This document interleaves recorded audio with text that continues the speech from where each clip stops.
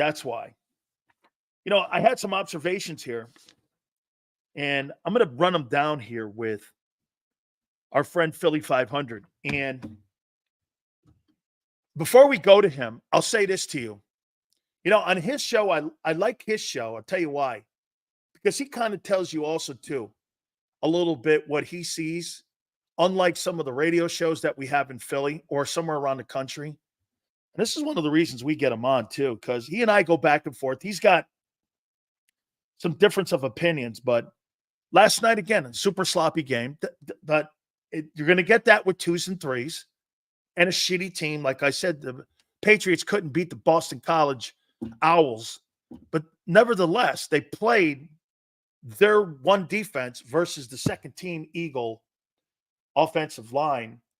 And they also played many of the guys that are going to be their frontline offensive line versus the Eagles' first team defense. So we had some takeaways. We went over them with Xander last hour. We're going to go over them here a little bit with our friend Philly.500, who joins us now here on the program. We appreciate it. How you doing, brother? I'm doing wonderful. I'm not a Cowboy fan. It's a wonderful day. You know what I'm saying? I'm doing great. Where's Mark Holmes? Where is he hiding? He's got to be under a rock right now waiting for that CeeDee Lamb. Hey, between CeeDee Lamb and Dak and Micah, that's all they talk about in Dallas, brother, is hey, by the way, look what they did. They signed a defensive tackle admitting that Mazza sucks. Yeah, they ignore that part about the signing, though, that he sucks. He's also sharing family photos of Dak Prescott all day long. I saw he does that now. This guy literally did a video saying that the CeeDee Lamb deal was done. I'm still waiting for the announcement of it. Where's that? I don't see it. Hey, what's your definition of Jerry Jones and success? What is Jerry Jones's definition of success, you think? Well, I mean, pre-salary cap era, yeah, I mean, maybe championships. Now, I think he's just trying to break the record. Ratings, yeah, and he's trying to be the oldest man ever to live on the face of this earth, too. Let's not forget that. He is. I think he's about 11,000 years old right now. So you know, he's pretty old. He looks like Skeletor. Yeah, you ever see? He's Emperor Palpatine from Star Wars. That's what he looks like. Or the guy from Poltergeist. I told you that before. You know the guy from Poltergeist that knocked on the door and goes, "Is the little girl here?" Yeah, I know. It's got to be miserable. That's more appropriate for him as the little girl here than ever before here. Dallas got Micah running the ball. Dallas sucks. Good night. Hey, they stink. All right, let's go to your Eagles here. Your takeaways so far, what you've seen in training camp and what you've seen so far in the 2 exhibition games. You know, I'll say this. The first thing that pops into my mind is I really wish they would play the starters a series or 2. I just don't understand the mindset of why you don't play these guys. You've got a game on a Friday in Brazil versus a team that could be a potential tie-breaking type game. I worry about that just right off the bat. Why don't these guys get a series or 2? It just makes sense. Now you're going to go in the 3rd game. You know none of the starters are going to play. So I wish we could see that. You know, and then my other impressions are, you know, there are some positions that I really thought that they were going to be a lot thinner than they are, like running back. I didn't think the running backs were that good behind Barkley coming in, but Gainwell. I mean, I don't think that's Kenny Gainwell. I think that's somebody. That's like a Kenneth Painwell. Somebody. I don't know who that guy is. It don't look like the same guy. And then Will Shipley he shocked me. Like I didn't know where he came from. So I like the running backs. I think they're deeper than I thought going in. And then there are some positions that worry me. I'm really worried about the edge rusher position. I think that's a legitimate concern. I actually feel, in some ways, I'll tell you, I feel a little bit better about the linebackers. I think Nakobe Dean has showed up in some of these preseason games, and Trotter Jr., to me, had showed me that he belongs in this league. So I feel good about that. But, you know, it just really depends by position. I do not feel good about the depth at wide receiver. Now, you take Devontae and A.J. Brown off the field. All right, I think Covey could play, but he's so small. So I worry about the depth at some positions. And some I feel a little bit better about. And then the edge rusher to me is a giant worry. I loved what you just said here. And let me go down and tell me if you agree or disagree. I said this, that right guard position is completely sold up now by Mekhi Becton. Tyler Steen had that thing handed to him. He had every opportunity to win it. Injuries and lack of production have just taken that thing away.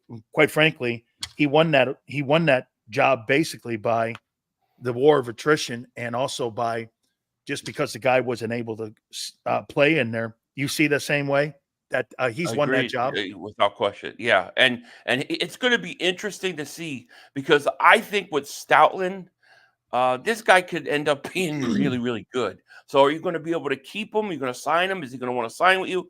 It's going to be interesting to watch Becton because I don't think that this is just he's just going to come in and play and he'll be okay. I think that he's a very talented guy, big guy, and you letting Stoutland work with him, he may have a really, really good year. How about this?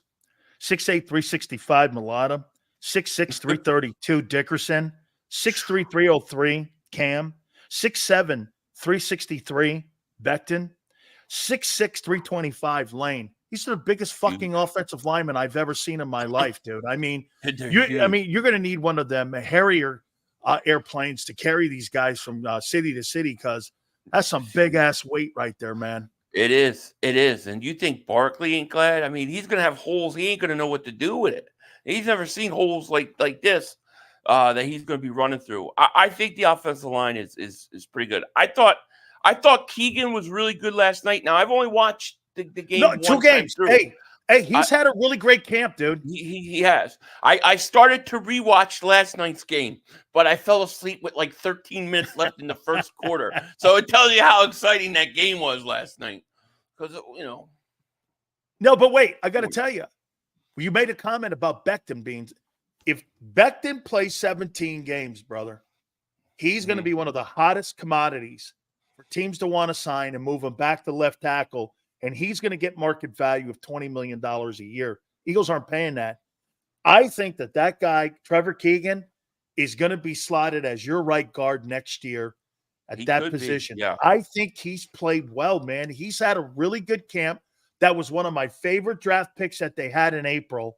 And I said to people, if that guy's in any other different year, it was the deepest that they ever had in offensive line in the last 25 years. He'd have been a third-round pick. So I really like this pick, and I think he could be somebody.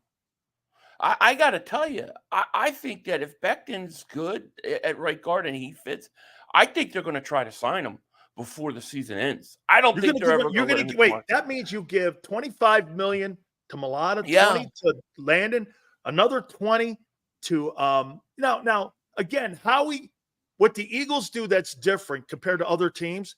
They give the bag of money up front so the cap hits aren't high. So you think they put one of those great constructed deals together for the guy where he's the heir apparent eventually to Lane? Possibly. I mean, let's say he goes out there and let's say he plays up to Landon Dickerson, what he did at left guard for his rookie year. If he plays at that level his rookie year, what Landon did his rookie year at left guard, I don't see them just going to let him walk out the door. Not when they've rehabilitated. And if I'm Becton, I'm not running to go somewhere else. If I go in there and establish myself as a Pro Bowler with Stoutland there, I mean, I think there's got to be some value to stay or want to stay. Now, money always talks at the end of the day, so who knows? But I don't think the Eagles are just going to let him walk right out the door if he's as good as I think he can be. And he's got to go do it, but we'll see. But if he hits the open market, of course he won't come back. But I would not be surprised if the Eagles try to get him like halfway through the year, like a deal done or something before he can max out his value. Howie's very good at that. Guys, please hit the like button here. Another guy who showed up last night. Hey, Zach Bond showed up. I thought he was very productive last night. I thought he filled the gap. Yeah. For a guy that's never played inside, and look, I know the linebacking core a little bit. Again, I'm a little bit down on it because I don't think they're very good yet. I think they got a long way to go. However, I thought Zach Bond, I thought he played pretty well last night. And again, here's a guy you really don't know. He's a special teams guy in New Orleans. Philly, you really don't know what he can be yet. And I think Vic likes him. I didn't think he really played all that well against Baltimore, but last night he ran around, and I thought he was active last night. I thought he was better last night. I thought he was horrible versus Baltimore. So I don't know what we're getting. I think it's a push right now. I have my doubts. I'm just gonna be honest. I have my doubts, but I mean, we'll see. I'm not there at every practice. Yeah, I mean, he's never played the position before. He comes in and all of a sudden he's a starting linebacker, off the ball linebacker. I don't know. I mean, we'll see. And yeah, I understand why you'd be down on the linebackers. Going into the season, that wasn't something I was very high on either. But I am happy with the emergence of Trotter Jr. and I thought Nakobe Dean played well as well. Here's what I said about Nakobe here, showing playing last night. It's probably the best I've seen him play as an Eagle last night. I thought he was productive. I thought he made some plays. I thought, again, here's the problem with this guy. He's played 218 snaps in his NFL career. Trotter Jr. has shown me more in 4 months being an Eagle than he has shown me in 2 years being a Philadelphia Eagle. And I just happen to think that Dean, again, I don't want to get into the fool's gold thing here because he's played good in a preseason game. I want to see what that looks like consistently. I want to see Green Bay and Atlanta back-to-back before we start making assessments that this guy's coming around, because to me, he's been a colossal failure. Last night, I mean, we're talking, this is like this. We're so happy that he made plays last night. It was almost like an epiphany for everybody. When you got a good linebacker, you're not sitting around going like this. I mean, we're not going like this. Wow, you see AJ make those 4 catches? That's what we're doing with Dean. Wow, you see him make 4 plays? And I'm like, well, welcome to the NFL. You should be doing that consistently. So I'm looking for more consistency. I think that's fair. I mean, he's been hurt. I think when we talk about the linebackers are better than I thought. I think it's got to be in context of what we thought they were going into the season. We didn't think they were anything. So I agree with you. He's got to show that he can stay healthy and be on the field and play. And I know there's a lot of Nakobe Dean backers who back him. Shout out to Daz. I'm sure he's in the chat. But I still think when Trotter comes and he takes that job, he's not relenting it. Because if you look at Trotter last night, even though he misses tackles, he sniffs out the play. There were plays that he knew what there was going on. Instinct. He was there. He just didn't finish it. And instinct. I think he's going to eventually be the guy. I really do. But it's just a matter of how soon. How about this, man? It has to be encouraging. Vontae Maddox last night making a play in the back of the end zone, putting it out to the 30. Listen, hang on. Let me finish it here now. Okay. I get it. But would you not agree, Philly, that it's never been a conversation on if the guy sucks or not? It's always been a conversation on whether or not the guy could stay healthy. I mean, I know we're talking about a guy who's always hurt and you can't rely on it. But I'll tell you what, you get 14 ball games out of him, and I know that's an if. Oh, yeah. Yeah, I agree. If you get that kind of amount of games out of it, I think you'll be good. I don't like him at safety, though. I will tell you, I don't like when they put him at safety. I like him as a slot corner. I think he should back up Mitchell. And you can use him if he can stay healthy. I agree with that. I think he provides good depth. How about this, though? If you got at your safety position, Avonte Maddox, and you've got Gardner Johnson. Gardner Johnson's only played 15 games in the last 2 years. Okay? I mean, now you got a guy, Avonte, who's in the slot, who's always hurt.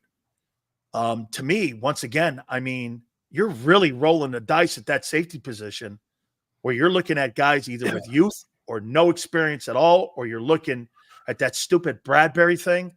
I mean, you got a lot of issues there. If you have any kind of one injury or not between Avonte and with CJ, there's a rolling of the dice. And I know that Cooper DeJean. I hope they're able to get him on the field against Minnesota just for a couple reps this coming week. But boy, I think they're a little thin back there. Yeah, I mean, I was big into the idea of going out and getting Justin Simmons. Me I too. was. I thought Look that at would what have. I Atlanta think has that would have now, been a good Philly.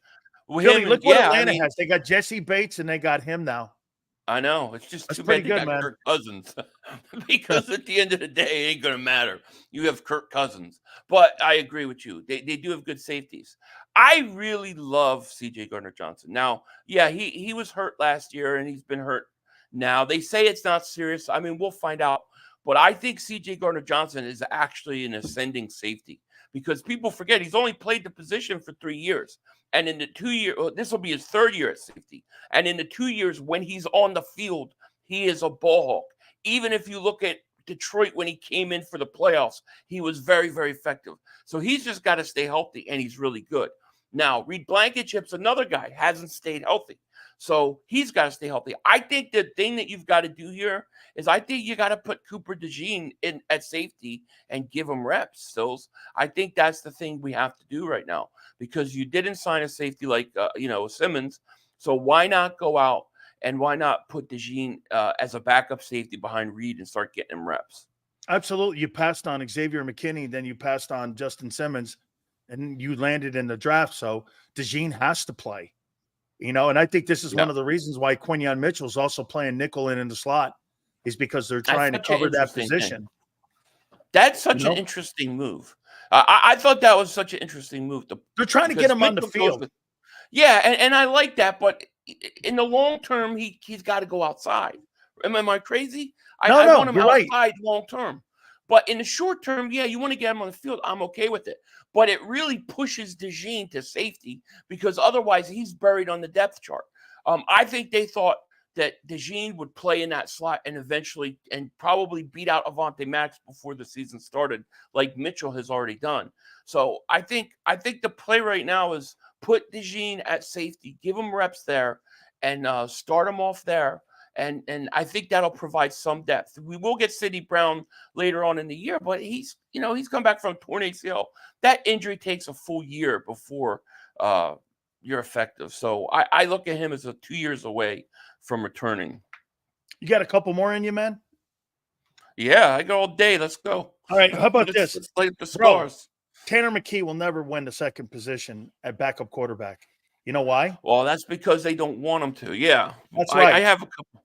Well, that's exactly right because they want to try to trade Kenny Pickett, and they want to try to keep the value of the player up so that look at Minnesota. I guarantee you Minnesota's called the Eagles potentially about trying to sign a quarterback and how he's going to try to get more than that 4th rounder now, and he's going to try to get a 3rd rounder for him.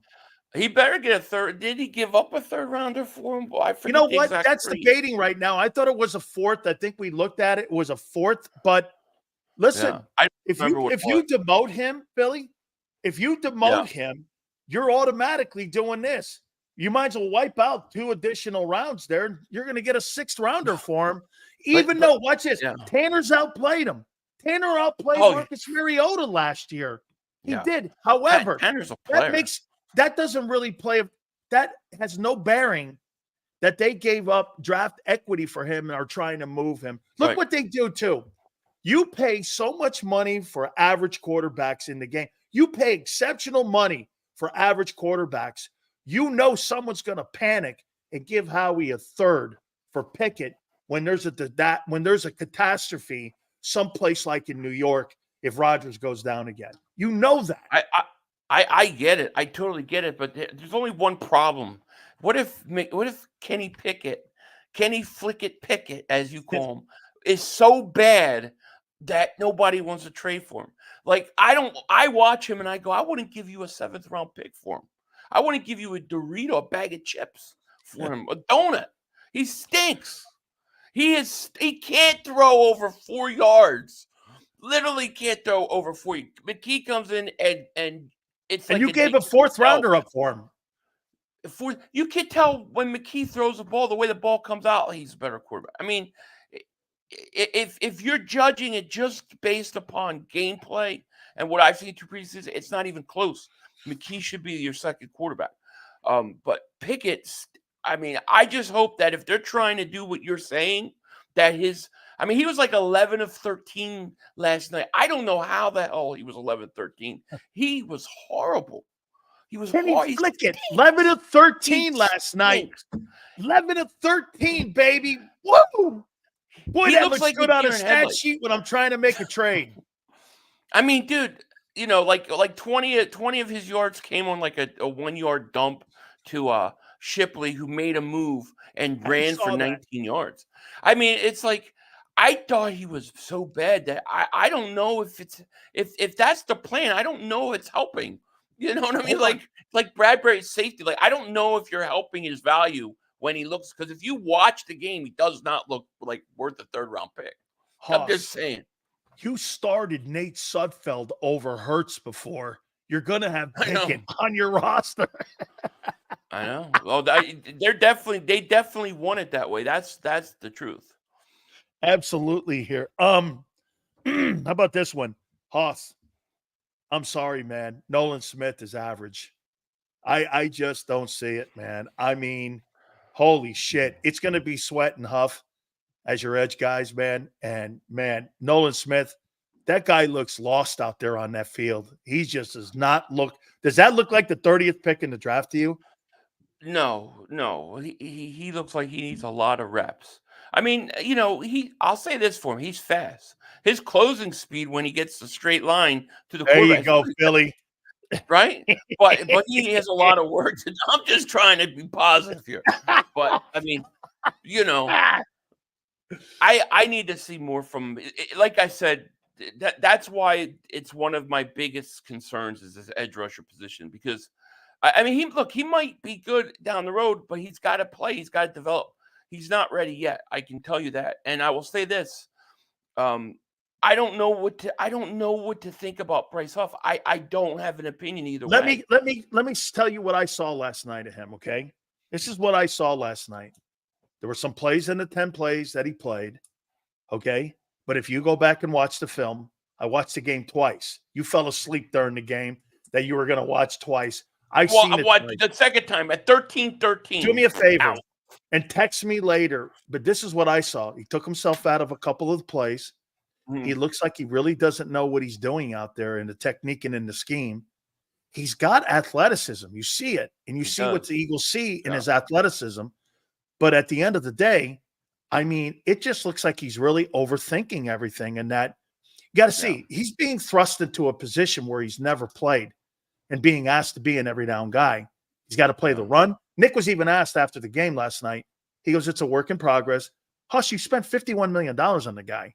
That can't be a work in progress. He's got to be Bryce. He's got to be Hassan Reddick at least. He has to give me at least 10 sacks this year. And you know, and that's even a downgrade. Yeah, maybe. Yeah, because of Reddick. Yeah, I agree. I don't know. I mean, you know, I was really shocked that the Falcons traded for Judon, because I thought that was a guy that we could target like around the trade deadline. You know, he would have been a perfect addition to the Eagles for 1 year. But yeah, I worry that's my biggest worry. That and the third wide receiver spot, you know, those are the two biggest question marks I have about going into the season.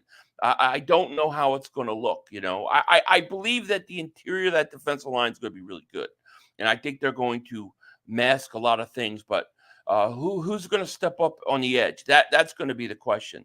Huff, Nolan Smith. Will Josh Sweat return to form? I think that's a legitimate, fair question to ask going into the season. Absolutely. And remember something.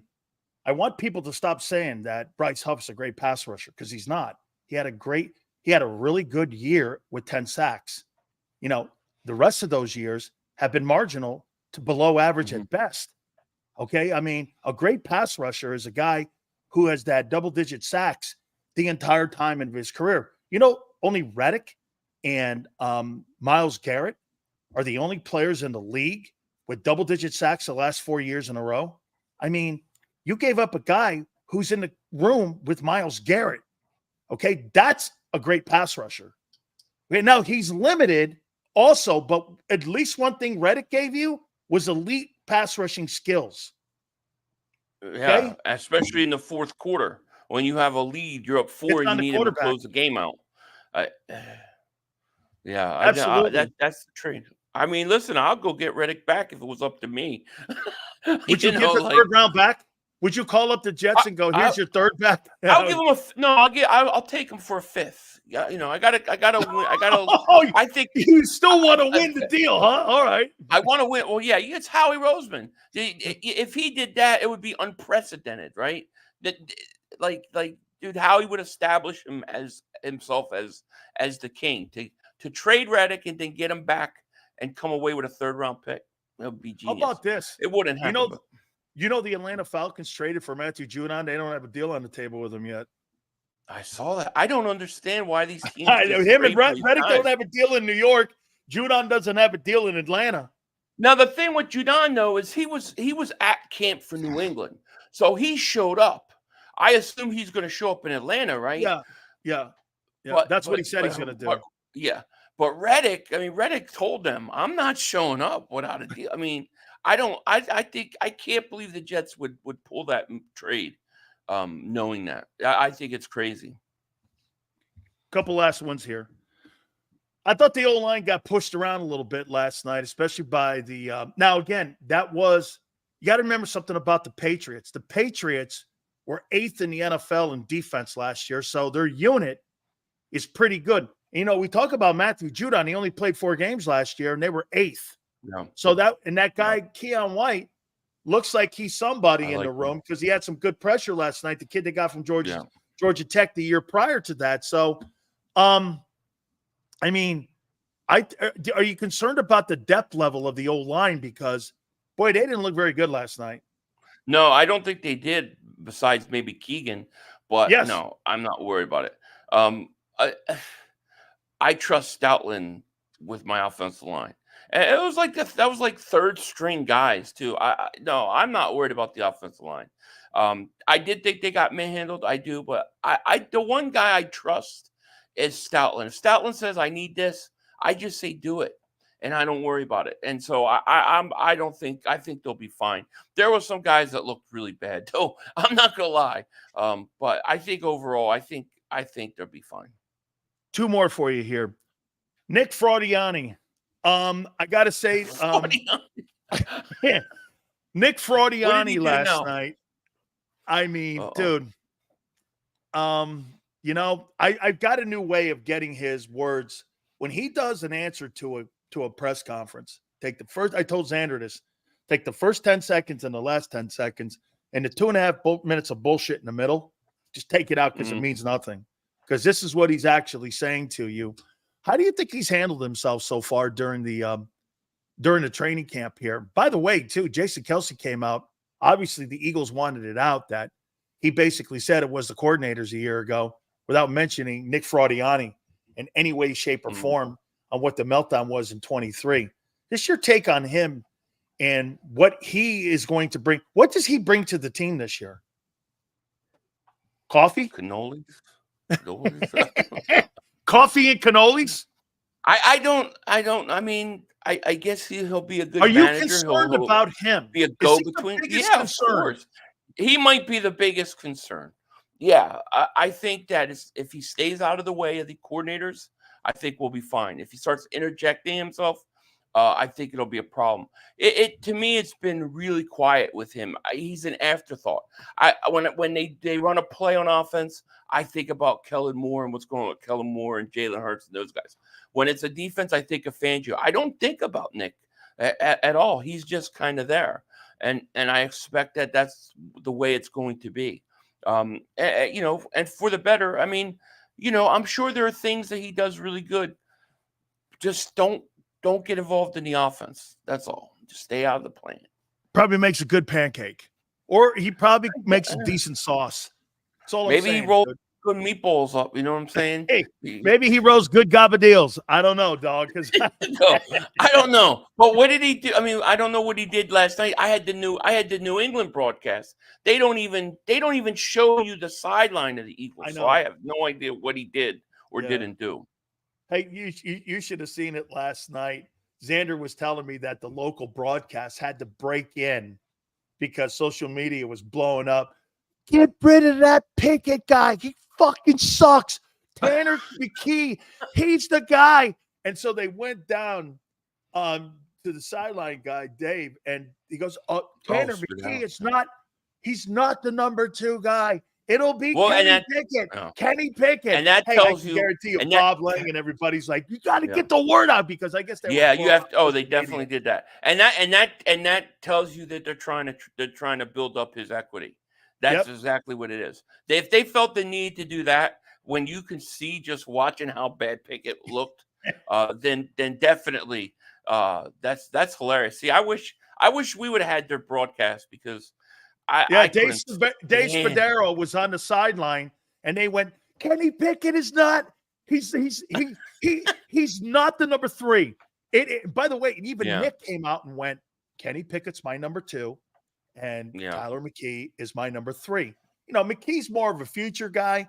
Pickett's a now guy for them to trade. And this is why they're doing that. They're not doing it for any other reason. Well, they're trying to bullshit someone.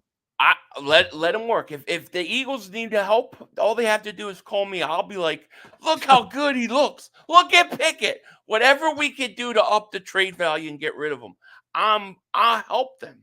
Folks, you see what he just did? He took a page out of Mark Holmes on how you promote shitty players. Right there, right? I learned from the best.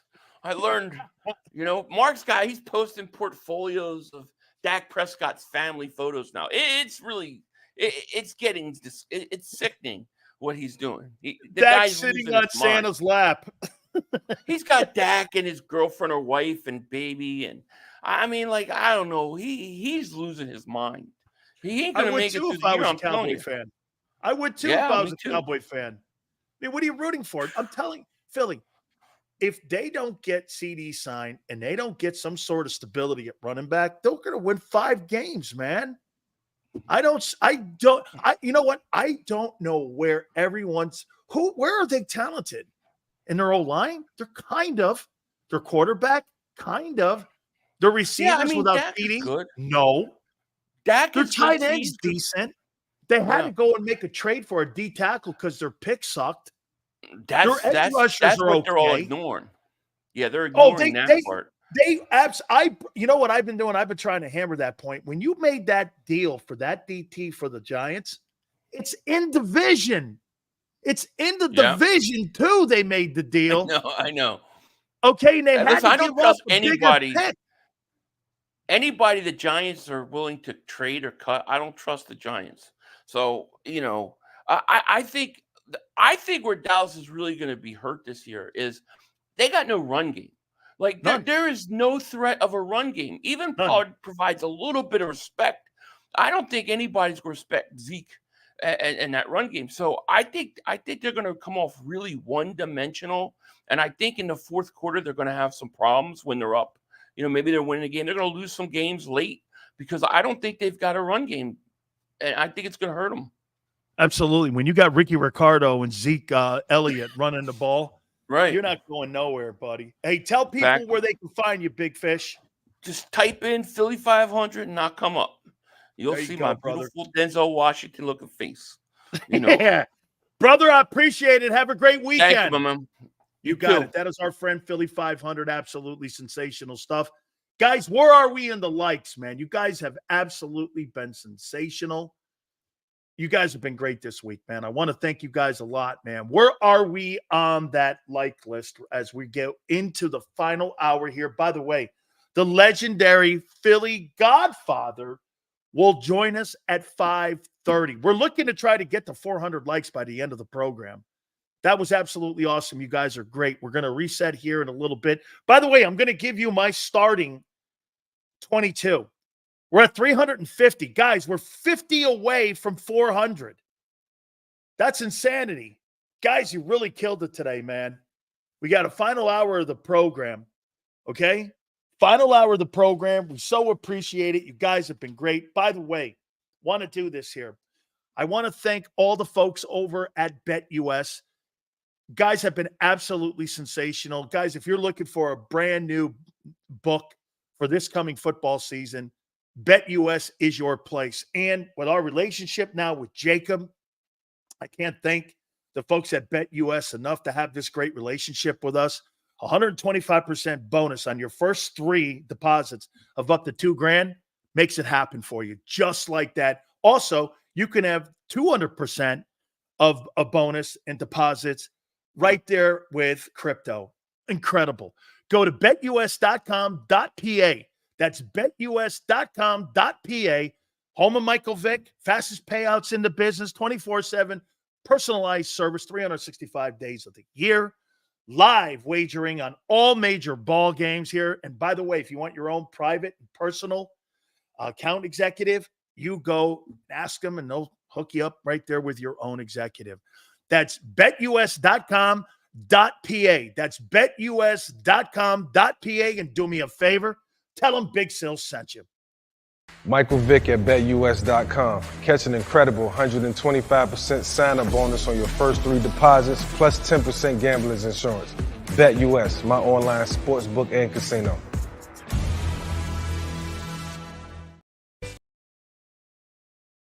If you missed any of today's show on the JAKIB Media channel, listen to the podcast on your way home. Available on YouTube, Apple, and Spotify.